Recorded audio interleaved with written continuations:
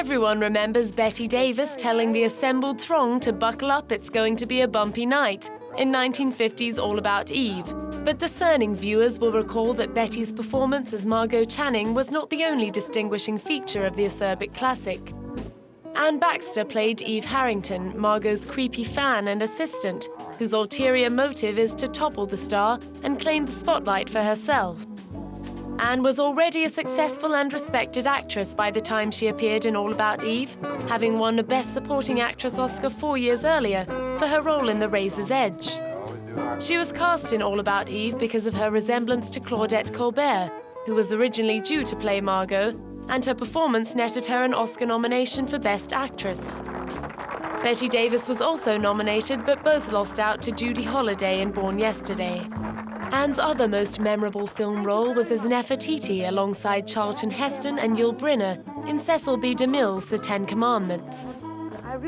In the 1970s, finally she played Margot Channing on Broadway in Applause, the musical version of All About Eve.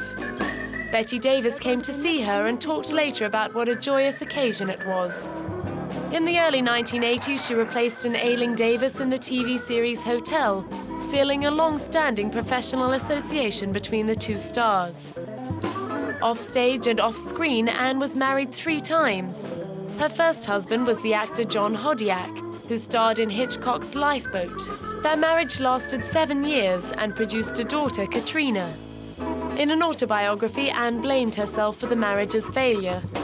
In 1960, she married Randolph Gout, with whom she moved to a cattle station in the Australian outback to raise their 2 daughters, Melissa and Maginelle. This marriage also ended in a divorce in 1969. Her third marriage to stockbroker David Klee was tragically cut short when he died suddenly just 8 months after they wed in 1977. Anne never remarried, and 8 years later, in December 1985, she suffered a brain aneurysm as she was walking down Madison Avenue and died. She was 62.